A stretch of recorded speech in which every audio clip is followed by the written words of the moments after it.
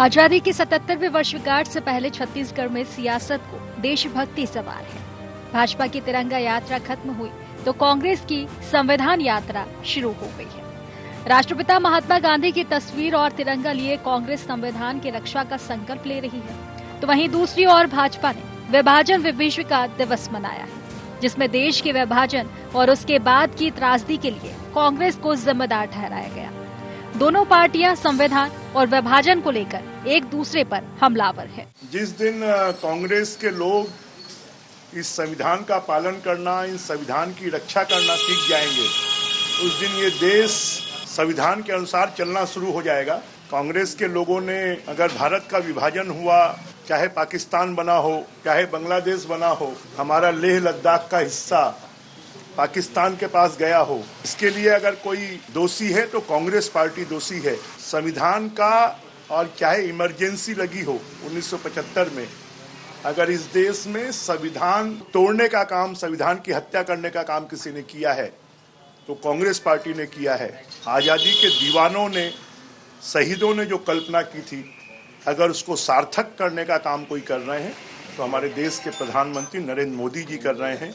स्वतंत्रता दिवस की बहुत बहुत शुभकामनाएं, बहुत बहुत बधाई। छत्तीसगढ़ प्रदेश कांग्रेस की कमेटी के आह्वान पर पूरे प्रदेश में निकाला गया है और मैं भी आज शामिल हुआ। ये संविधान यात्रा अभी परिस्थिति में सबसे बड़ा चुनौती है कि देश की संविधान को बचाना है। जहां भारतीय जनता पार्टी लगातार संविधान पे कुठाराघात पहुंचा रही है और संविधान को समाप्त करने के लिए तरह तरह के एजेंडे रच रही है, इसलिए अभी परिस्थिति में सबसे बड़ा चुनौती संविधान को बचाना है। इसलिए आज ये संविधान यात्रा निकाला गया। संविधान की हत्या भारतीय जनता पार्टी ने किया है। कांग्रेस पार्टी बाबा साहब भीमराव अंबेडकर के बनाए हुए संविधान पे चलने वाली पार्टी है, लेकिन भारतीय जनता पार्टी नाथूराम गोडसे के विचारधारा पे चलने वाली पार्टी है। ये संविधान क्या है हमारे पास? ये संविधान क्या है हमारे पास? दिल में संविधान है। छत्तीसगढ़ में भाजपा और कांग्रेस के बीच सियासी घमासान लगातार जारी है। ऐसे में आजादी की वर्षगांठ इससे कहां अछूती रहती है। आजादी के 77 साल बाद कांग्रेस को संविधान पर खतरा नजर आ रहा है, तो भाजपा को विभाजन की विभीषिका नजर आ रही है। अब देखना यह है कि जनता के जहन में संविधान यात्रा असर डालती है या विभीषिका स्मृति दिवस। रायपुर से अद्वैत नाइक की रिपोर्ट।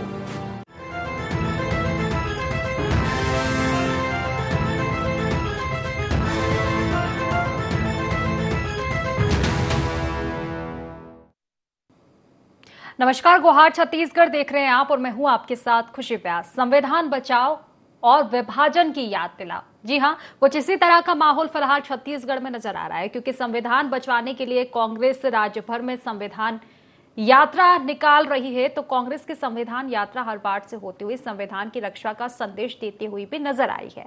वहीं दूसरी ओर अगर हम भाजपा की बात करें तो भाजपा ने आज विभाजन विभीषिका स्मृति दिवस मनाया और भारत में हुए अमानवीय पीड़ाओं की कहानियां भाजपा ने सुनाई है। देखा जाए, एक और संविधान यात्रा, दूसरी ओर विभाजन विभीषिका, कहीं ना कहीं एक बार फिर से तकरार जो है तीखी देखने को मिल रही है। भाजपा और कांग्रेस के नेताओं ने अपने अपने कार्यक्रमों की जानकारी दी और एक दूसरे पर वार पलटवार का दौर हमेशा की तरह एक बार फिर से छत्तीसगढ़ में नजर आया है। तो देखिए, क्या है संविधान बचाव के मायने, विभाजन विभीषिका की याद आखिर क्यों दिला रही है बीजेपी? तो इन तमाम मुद्दों को लेकर हम चर्चा करेंगे। चर्चा की शुरुआत करें उससे पहले गुहार पॉइंट जान लेते हैं। सियासत को क्यों सवार हुई देशभक्ति? कांग्रेस को क्यों दिख रहा संविधान पर खतरा? भाजपा को क्यों याद आया विभाजन का दर्द? विभाजन विभीषिका दिवस और संविधान रक्षा यात्रा में किसका ज्यादा असर? तो इन्हीं तमाम सवालों के साथ चर्चा में मैं आगे बढ़ूंगी। तीन खास मेहमान हमारे साथ जुड़ चुके हैं। सबसे पहले आपका परिचय करवा देती हूं। अभय नारायण जी कांग्रेस से हमारे साथ जुड़ चुके हैं। बीजेपी से हमारे साथ किरण बघेल जी जुड़ चुकी है।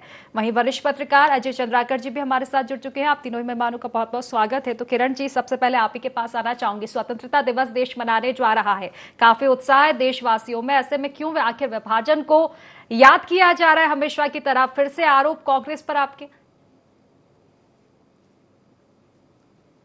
देखिए खुशी जी, हम इस बार 77 आजादी का जश्न मना रहे हैं, जिसमें सभी को खुश होना चाहिए और हम तिरंगा यात्रा भी कर रहे हैं। उसके साथ ही साथ 14 अगस्त को जिस वेदना के साथ विभाजन हुआ था भारत और पाकिस्तान का, जो विभाजन का दंश भारत की पुराने लोगों ने झेला था, वो आने वाली पीढ़ियों को या युवा पीढ़ियों को जानना बहुत आवश्यक है कि किस दंश के बाद भारत को आजादी मिली है और किस वेदना के बाद, किस वेदना से गुजर के आज भारत को आजादी मिली है।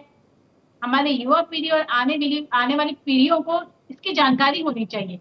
साथ ही साथ हम विभाजन विभीषिका के साथ ही साथ ये 9 से 15 तारीख तक तिरंगा अभियान भी कर रहे हैं, ताकि आम लोग के जनमानस के मन में देश प्रेम का भाव उत्पन्न हो सके। और जो आम लोग जिसके हर मन में इच्छा होती है कि अपने घर पे तिरंगा लहराए और किसी न किसी कारण वो नहीं लहरा पाते, तो हम झंडे भी अवेलेबल करा रहे हैं हमारे पार्टी के द्वारा।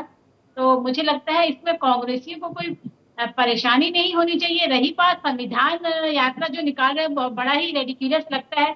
जब 26 जनवरी को संविधान का जो दिवस होता है उस दिन ये कर सकते थे। और जिस प्रकार इमरजेंसी काल में भारत को धकेला था और जिस प्रकार भारत पाकिस्तान से अलग हुआ था और 370 धारा हटने में 77 साल लग गए, मुझे लगता है संविधान का सही मायने में अगर किसी ने गला घोटा है तो ये कांग्रेस पार्टी है। और उंगली का नाखून कटाकर शहीद का दर्जा देने प्राप्त करने वाली पार्टी भला इस बात को कहाँ समझेगी। मुझे लगता है आने वाली पीढ़ी बहुत समझदार है। और जिस प्रकार ये दिखावा कर रहे हैं महात्मा गांधी की तस्वीर को लेकर और झंडा लेकर संविधान बचाने की, मुझे तो समझ ही नहीं आ रहा कि इनको संविधान में खतरा आखिर क्यों नजर आ रहा है। खुशी जी, आपको एक बार और बात याद दिला दूं कि अभी तक इस संविधान में 100 से ज्यादा बार अमेंडमेंट हुए हैं और सबसे ज्यादा अमेंडमेंट इनके ही काल में हुए हैं। हमारे में तो सिर्फ 14-15 जो जनता के हित में जो भी चेंजेस हुए वो जनता के हित में हुए हैं। तो आखिर इनको खतरा किस बात से नजर आ रहा है? मुझे लगता है इनका जो है ये विभाजन विभीषिका और झंडा, हमारा जो झंडा तिरंगा फहराने का काम है, उसको काउंटर करने के लिए, उसके विरोध में ये लोगों के बीच में कुछ भ्रम फैलाने की नीयत से ये झंडा ये संविधान यात्रा निकाल रहे हैं, जो कि असफल रहेगी और जनता इसकी कतरी करने को भली भांति जानती है। चलिए ठीक है, जवाब ले लेते हो। अभी नारायण जी, आखिर क्यों जरूरत पड़ रही है संविधान यात्रा की? बीजेपी तो आप ही पर आरोप लगा रहे थे कि अपने दिन तो आप भूल चुके हो। और आखिर सवाल मेरा भी यही है कि आखिर क्यों ऐसा लग रहा है, बार बार कांग्रेस यही सवाल उठाती है, संविधान खतरे में है, संविधान को बदला जाएगा, तो आखिर क्यों?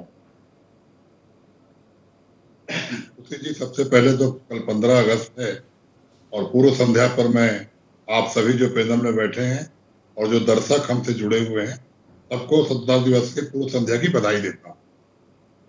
रही बात संविधान यात्रा क्यों निकालनी पड़ रही है कांग्रेस को, और आजादी के इतिहास जिसको विभीषिका दिवस के रूप में ये मनाएं, इमरजेंसी को भारतीय जनता पार्टी के लोग याद करें, लेकिन पहले भारतीय जनता पार्टी आरएसएस को बताना चाहिए कि 1947 के पहले इस देश की आजादी की लड़ाई में उनकी क्या भूमिका थी, उनके नेताओं की क्या भूमिका थी, इनके वीर सावरकर जो माफी वीर कहे जाते हैं उनकी क्या भूमिका थी। 2 राष्ट्र की बात किसने सर्वप्रथम की? वीर सावरकर ने सबसे पहले 2 राष्ट्र की बात की कि आजादी होनी है तो मुस्लिम राष्ट्र अलग और हिंदू राष्ट्र अलग। ये तो वीर सावरकर ने बात की थी। विभीषिका तो वीर सावरकर के याद में मनानी चाहिए, उसी को आगे मुस्लिम लीग ने आगे बढ़ाया। वीर सावरकर के विचारों को ही मुस्लिम लीग ने आगे बढ़ाया। तब विभाजन की बात आई और अंग्रेज वोट डालो राज करो की नीति के तहत विभाजन करके चले गए।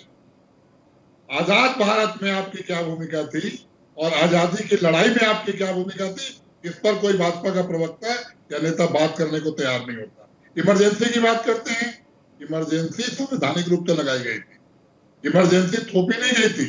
एक संविधान के प्रक्रिया के तहत इमरजेंसी लगाई गई। उसकी आवश्यकता क्यों पड़ी, ये आप 50 साल के बाद बहस करने की आवश्यकता नहीं है। और कांग्रेस को उसका परिणाम भुगतना पड़ा था। 77 में जनता ने कांग्रेस को हरा दिया था। हमने स्वीकार की थी कि हमसे कहीं भूल हुई है, लेकिन आज तो घोषित आपातकाल है, इसलिए हमको संविधान की आवश्यकता पड़ रही है कि मुख्यमंत्री शपथ लेकर निर्वाचित मुख्यमंत्री जेल में डाले गए हैं। एक स्टेट के नहीं, 2 स्टेट के मुख्यमंत्री जेल में गए। वो तो झारखंड के मुख्यमंत्री को जमानत मिल गई और दिल्ली के मुख्यमंत्री अभी भी जेल में है। वो मुख्यमंत्री भी है और जेल में भी है। यहाँ संविधान खतरे में। संविधान क्या है? बाबा साहब अम्बेडकर ने संविधान के माध्यम से क्या दी? आज किरण बघेल जी को जो आज आजादी मिली, अधिकार मिला है, वो बाबा साहब के संविधान से मिला है। जितना पुरुष को अधिकार है उतना महिला को अधिकार है। लेकिन क्यों लगता है अभय नारायण जी, ठीक है संविधान को हम भी मान रहे हैं, लेकिन बार बार आखिर यही आरोप क्यों रहते हैं कांग्रेस के संविधान खतरे में? 10 सेकेंड और जी, 10 सेकेंड और आपकी खुशी जी लूंगा। आज जो 2024 की 10 साल की सरकार थी ना, विभीषिका दिवस उस 10 साल की सरकार की मनाना चाहिए कि संवैधानिक संस्थाएं का अस्तित्व आज कहाँ चला गया। आज लोगों को निर्वाचन आयोग पे विश्वास नहीं है, आज लोगों को ईडी पे विश्वास नहीं है, आज लोगों को सीबीआई पे विश्वास नहीं है। यहाँ संविधान खतरे में है। 400 पार दो, हम आरक्षण खत्म कर देंगे। 400 पार दो, हम संविधान बदल देंगे। ये जो नारा लगा रहे थे लोग ना, उन लोगों ने संविधान को खतरे में डाला। और जब इंडिया गठबंधन, कांग्रेस के नेता राहुल गांधी, गठबंधन के तमाम नेता संविधान की किताब में हाथ में लेके निकले, तो ये 303 से 240 में आ गए। जनता ने स्वीकार किया कि संविधान खतरे में है। जनता ने स्वीकार किया कि नरेंद्र मोदी की सरकार संविधान को बदलने की तैयारी कर रही है। आज देश कहाँ जा रहा है? धार्मिक उन्माद पैदा किया जा रहा है, धर्म से धर्म को लड़ाने का काम किया जा रहा है। ठीक है, ये हम भारत के लोग, हमारे संविधान की जो पहले लाइन थी ना, हम भारत के लोग, उसको खत्म करने का प्रयास किया जा रहा है। तेरा भारत मेरा भारत, तेरा इंडिया मेरा इंडिया।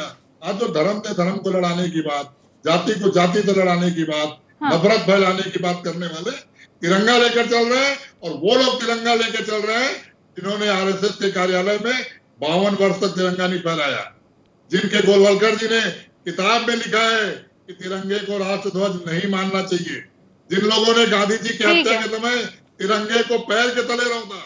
ठीक है, चलिए ठीक है, प्रतिक्रिया ले लेती हूँ मैं अजय चंद्राकर जी से। अजय चंद्राकर जी, देखिए तमाम जो स्थितियां देखी जा रही है, स्वतंत्रता दिवस की पूर्व संध्या पर हम चर्चा कर रहे हैं। स्वतंत्रता दिवस पर नहीं बल्कि सियासत को कहीं ना कहीं देशभक्ति सवार है। एक और संविधान बचाओ यात्रा निकाली जा रही है, संविधान को लेकर तमाम बातें की जा रही हैं, तो दूसरी ओर विभाजन विवेचका भी नजर आ रही है सारी चीजों को लेकर। ठीक है, चलिए शायद फिलहाल संपर्क हो नहीं पा रहा है अजय जी से, तो देखिए किरण जी आप ही के पास आना चाहूंगी। देखिए साफ तौर पर कहना है, जिस तरह से अभी अभय जी तमाम तरह की बातें कर रहे थे कि ठीक है आप आपातकाल को लेकर उन पर सवाल उठाते हैं और उस समय के विभाजन की आप याद दिला रहे हैं, लेकिन स्थितियां उनकी कहनी है कि स्थितियां अब और भी ज्यादा खराब है, स्वतंत्र एजेंसियां नहीं रही है, जिस तरह के सवाल हमेशा उठते आए हैं आप पर।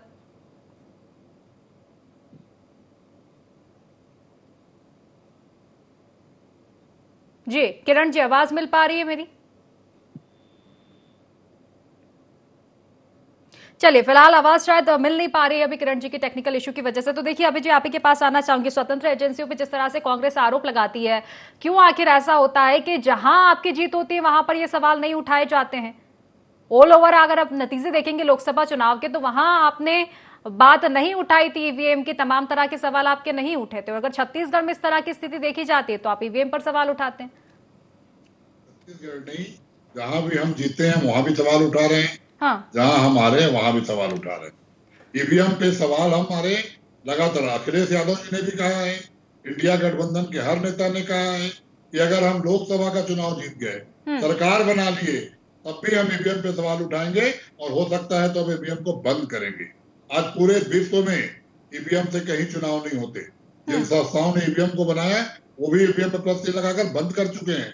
और हमारे देश में तो सुप्रीम कोर्ट में मामला गया, सुप्रीम कोर्ट में हजारों वकीलों ने एक साथ याचिका लगाई थी, 1000 से ऊपर वकीलों ने याचिका लगाई थी। तो उन लोकतांत्रिक संस्थाओं का उनके वैधानिक स्थिति बहाल रहे, पारदर्शिता बने रहे, ये जवाबदारी वर्तमान नरेंद्र मोदी सरकार की है, वर्तमान वित्तों सरकार की है। आपने देखा होगा कोंटा में 5 पत्रकार साथियों के साथ क्या खेल हुआ। यही संविधान है कि जब हमारे पत्रकार साथी अवैध रेत माफिया का काम रोकने गए, उनको दिखाने गए, तो उन्हें गांजा रख के जेल में डाल दिया गया, वो भी आंध्र प्रदेश, दूसरे प्रदेश में। चलिए ठीक है, प्रतिक्रिया लूंगी मैं। ठीक है, अजय चंद्राकर जी से प्रतिक्रिया ले लेती हूँ। अजय जी देखिए, स्वतंत्रता दिवस की पूर्व संध्या पर चर्चाएं हो रही है, लेकिन सवाल ये कि आखिर क्यों देशभक्ति की जगह सियासत जो है छत्तीसगढ़ में एक बार फिर से सवार हो रही है। संविधान यात्रा निकाली जा रही है, संविधान बचाओ की दुहाई कांग्रेस दे रही है, दूसरी ओर देखा जाए तो भाजपा विभाजन की याद दिला रही है। क्या कुछ आप देख पा रहे हैं इसको लेकर? देखिए खुशी जी, IND 24 और एंकर के रूप में आपकी गरिमा बहुत ही ऊंचे दर्जे की है।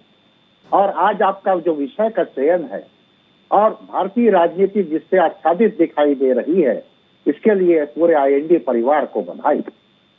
रही बात विभाजन की विभीषिका, तो इसके पृष्ठभूमि में इतिहास के पन्नों को पलटते हैं भारतीय नेशनल मूवमेंट की बात आती है तो 1919 में मोरले हिंदू रिफॉर्म आया, जिसमें मुसलमानों के लिए अलग निर्वाचन की बात कही गई। हाँ। 1919 में मॉन्टेस्क्यू चार्म रिफॉर्म आया, जिसमें सिखों के लिए अलग प्रतिनिधित्व की बात हुई, लेकिन भारत में जो सामाजिक एकता रही वह नहीं टूटी और यह खारिज हो गया। 1937 में हिंदू महासभा का पहला अधिवेशन अहमदाबाद में हुआ और वहां पर दो नेशन थ्योरी की बात हुई। 1938 में हिंदू महासभा राजनीतिक दल के रूप में आया और सेकंड वर्ल्ड वॉर के कारण जितनी भी उस समय की सरकारें थी, जो कांग्रेस से या फिर सोशलिस्ट पार्टियों की सरकारें थी, वो त्याग पत्र दे दिए। लेकिन 1943 में आश्चर्यजनक रूप से खुशी जी, हिंदू महासभा और मुस्लिम लीग दोनों मिलकर के 3 सूबे में सरकार बनाए। एक था बंगाल, वहां के वित्त मंत्री बने श्यामा प्रसाद मुखर्जी जी, हक साहब उसके मुख्यमंत्री बने थे।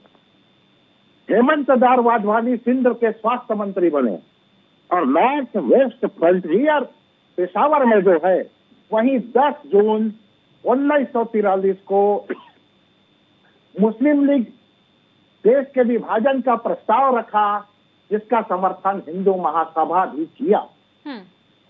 हालांकि 1906 में मुस्लिम लीग की स्थापना हो गई थी, लेकिन 37 साल तक वो दो नेशन थ्योरी की बात नहीं किए थे। यही 1943 10 जून पेशावर में। और 1940 लाहौर अधिवेशन में मुस्लिम लीग मोहम्मद जफरुल्लाह खान जो प्रस्ताव रखे दो नेशन थ्योरी, उसका वहां के मुस्लिम लोग भी विरोध किए। वह सर्वसम्मति से पारित नहीं हुआ, वह बहुमत से पारित हुआ। और 1942 के भारत छोड़ो आंदोलन में कांग्रेस सोशलिस्ट पार्टी, मानवेंद्र नाथ राय कम्युनिस्ट होने के बावजूद, अकाली दल, सुभाष चंद्र बोस इसके जो समर्थक थे वो देश के विभाजन के विरोध में थे। लेकिन सबसे मजेदार बात यह है कि राम मनोहर लोहिया जी की जो आत्मकथा है, 1977 में जो 75 में इमरजेंसी लगी, तो उसमें आरएसएस और जमाते इस्लामी के ऊपर प्रतिबंध लगा था। लेकिन वो अपनी आत्मकथा में लिखते हैं कि दोनों की दोस्ती जेल में जो देखी गई वो अपने आप में अलग बोध था। ये इतिहास के पन्ने हैं। अलग अलग समय में राजनीतिक दल सत्ता में आएंगे, लेकिन उन शहीदों को मैं नहीं भूल सकता एक आचार्य के रूप में, जो इतिहास जो कहता है। खुशी जी आपके साथ में शेयर। निश्चित तौर पर अजय जी की तमाम तरह की बातें हैं जो इतिहास में लिखी गई है, लेकिन हैरानी वाली बातें यही हो जाती है कि ना शहीदों को याद करके सियासत कहीं ना कहीं सवार आती है छत्तीसगढ़ में हर बार की तरह। ठीक है किरण जी, आप इसे मैं आपके पास ही आना चाहूंगी। देखिए तमाम तरह के आप कांग्रेस पर आरोप लगा रहे हैं, विभाजन की याद दिला रहे हैं पूरी बीजेपी अगर आज देखी जाए तो, लेकिन नहीं लगता आपको कि कहीं ना कहीं खुद की ओर भी ध्यान देना चाहिए? देखिए वीर सावरकर जी की जिस तरह से अभय नारायण जी बात कर रहे थे, आइडियोलॉजिकल फादर वो आपके रहे वीर सावरकर जी। ठीक है, अगर विभाजन हुआ तो पक्ष में तो वो भी थे। देखिए खुशी जी, बात अगर आज की करें तो हम सिर्फ विभाजन विभीषिका की बात नहीं कर रहे, हम तिरंगा अभियान भी चला रहे हैं और साथ में एक पेड़ माँ के नाम का अभियान भी हमारा सुचारू रूप से चल रहा है। तो हम सिर्फ आने वाली पीढ़ी को विभाजन विभीषिका से ही अवगत नहीं करा रहे, बल्कि आम जनता को देश प्रेम की भावना से जोड़ने का काम कर रहे हैं, प्रकृति से जोड़ने का काम कर रहे हैं। तो मुझे लगता है आने वाली जो पीढ़ी है, जो सिर्फ स्वतंत्रता दिवस को एक इवेंट के रूप में या एक समारोह के रूप में जानती है, तो उसको उन आने वाली पीढ़ी को अपने अतीत से, अपने हिस्ट्री से अवगत कराना बहुत आवश्यक है। और किस दंश के साथ, किस दर्द के साथ भारत गुजरा है। जो एक कहावत है ना कि लम्हों की कतार सदियों ने गुजारी है, वो आने वाली पीढ़ी को बताया जाए, ताकि आने वाली जो पीढ़ी है वो इस चीजों से सबक ले और आने वाली जो सरकारें, आने वाले जो भविष्य है वो इससे कहीं ना कहीं प्रेरित रहे और ये जो गलतियां हमारे पूर्वजों के द्वारा दोहराई गई वो भविष्य में ना लागू हो सके और एक निष्पक्ष सरकार, एक जन कल्याणकारी सरकार की जो आवश्यकता है वो हम करने की कोशिश कर रहे हैं और लोगों तक ये बात पहुंचाने की भी कोशिश कर रहे हैं कि एक आम जन मानस की जो एक दबी हुई इच्छा रहती है, हर आम आदमी का, हर मिडिल क्लास का सपना रहता है अपने घर की छत पे झंडा फहराने का, जो कि किसी न किसी कारण से नहीं कर पाता, तो उनके अंदर एक देश भावना। साथ ही कांग्रेस के भी आप पे आरोप है किरण जी, देखिए बीजेपी पर अभी भी कांग्रेस के आरोप है कि ठीक है आप विभाजन का समय तो याद दिला रही है, लेकिन कांग्रेस के तौर पर देखा जाए तो संविधान अभी खतरे में बता रही है। वो स्वतंत्र एजेंसी आपके कब्जे में, तमाम तरह की चीजें कहते हैं, ईवीएम पर तो बार बार सवाल उठते हैं। देखिए खुशी जी, आरोप लगाना कांग्रेस के डीएनए में है। 5 साल इनकी सरकार रही, सिर्फ भाजपा के नेताओं पे ये आरोप लगाते रहे। 5 साल न किसी पे ये आरोपों को सिद्ध कर पाए, न कोई कार्रवाई कर पाए। कहते थे इनके पूर्व मुख्यमंत्री झीरम घाटी के सबूत इनके जेब में। 5 साल बीत गया, झीरम घाटी का सबूत नहीं आया। नान घोटाले की बात करते थे, 5 साल में किस भाजपा नेताओं को इन्होंने आरोप सिद्ध किया? तो आरोप लगाना कांग्रेस के डीएनए में, सिद्ध करके बताए, चीजें को क्लियर करके बताए। चलिए ठीक है, क्योंकि मुद्दा काफी बड़ा था और इस मुद्दे पर अगर चर्चा की जाए तो वाकई बहुत एक लंबी चर्चा हो सकती है। फिलहाल क्योंकि समय की कमी है, इसलिए माफी चाहूंगी, इस चर्चा को ये समाप्त करना पड़ेगा। आप तीनों मेहमानों का बहुत बहुत शुक्रिया इस चर्चा में जुड़ने के लिए, तमाम जानकारी साझा करने के लिए। तो देखिए एक बार फिर से सियासत छत्तीसगढ़ में देखने को मिल रही है, लेकिन बड़ा सवाल ये कि स्वतंत्रता दिवस के पूर्व संध्या पर जहां स्वतंत्रता दिवस का उत्साह लोगों में दिखाई देता है, तो दूसरी ओर छत्तीसगढ़ में सियासत देखने को मिल रही है। भाजपा याद दिला रही है विभाजन की, कांग्रेस संविधान बचाओ की दुहाई लगा रही है। हालांकि देखने वाली बात होगी संविधान को लेकर, देश को लेकर ये सियासत आखिर कहां तक पहुंच पाती है। फिलहाल गुहार छत्तीसगढ़ में बस इतना ही। आप बने रहिए IND24 के साथ। नमस्कार।